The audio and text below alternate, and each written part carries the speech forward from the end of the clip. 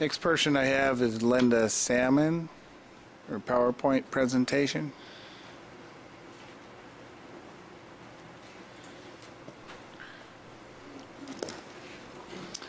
How much time are you going to need, Linda?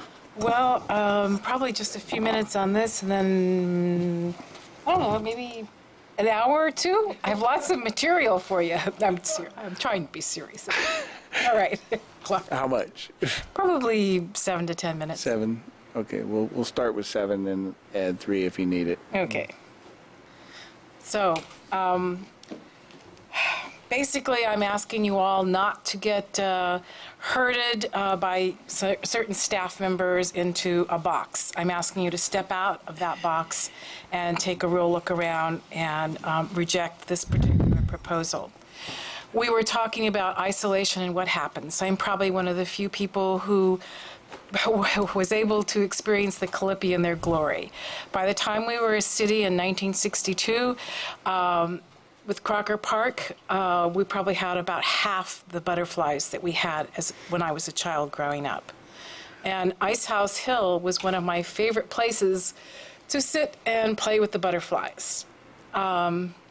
This is Ice House Hill, as you can see. Ice House Hill still has viola. It still has habitat. However, it no longer has butterflies. You can see it still has habitat. I think Dana took that photograph very recently. There's lots of viola up there, no more butterflies. If you go back two slides, you will see not only do we have a large roadway, but we also have some new housing development, as well as some large R&D projects right in front of you over the treetop. And that has acted pretty much as Crocker Park acted, and the Calippis just don't fly that way. They kind of like to hop and bounce a little bit. They fly just over the high grasses, maybe 3 or 4 feet, and that's it. They really don't hop buildings. They're not supermen. Okay, go on. So up here you can see where there is habitat up above. I guess this is like the McKesson property. And this is the saddle. Yeah, up on the saddle, where there used to be a lot more butterflies, and just putting in Guadalupe Canyon Parkway alone has diminished their number radically. That's supposed to be a flight corridor. Go ahead. I think that's it for this. Oh, yeah, one more. And this is, again, a picture of the ridge. And as you can see, the flight corridor over here that Thomas Reed made such a huge deal about in the original HCP as preserving that particular flight corridor was going to preserve the population on the rest of the Northeast Ridge, which happened to be the very best Calippi habitat around. And now they're proposing to take it because Brookville decided they haven't made enough money and they want to put more single-family homes rather than the dwelling units that they were permitted to put in.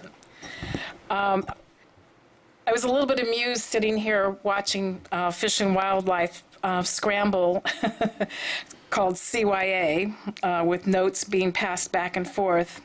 In 1980, they very clearly said the Calippi silver spot butterfly, which occurred in a lot of places, does not any longer. The only true remaining populations of the Calippi silver spot butterfly are found in the grasslands in the eastern portions of the San Bruno Mountain area. They said the major threats to the remaining Calippi silver spot butterfly populations derive from projected housing development and increased recreational activities. They said also a change in the fire management practices, including the prevention of fires, which we have a problem with, we've talked about. It was one of the agreements in the original HCP that fire was to be permitted as a tool here, and they've taken it away. And human disturbance. And they said it 2 or 3 times in this particular, this is from the Federal Register, Volume 45, Number 62, Friday, March 28, 1960, for establishing San Bruno Mountain as the critical habitat particularly this particular patch right here at the northeast ridge for the Calippi silver spot. No, there is no backtracking. I know LSA is trying to say, oh, we found Calippi in Alameda. And yes, we have a little bit of Calippi, that we're going to preserve it in a golf course in Pleasanton. And we might even have a few spotted butterflies. We think they might be Calippi over in the Montezuma area. And we're working on that, 2004 LSA. But they're not really our butterfly. Sorry. They're close cousins, but they're not.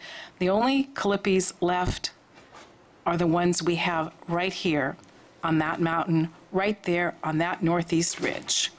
And I am begging you, I don't want them to die. I am begging you to say no to this ill-conceived new project and ask for a new, real supplemental EIR done by a real, impartial agency.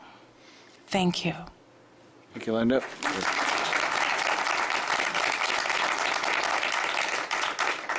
That was less than 7 minutes, by the way, so. I'll put you in the bank. Okay, next person I have is David Schooley.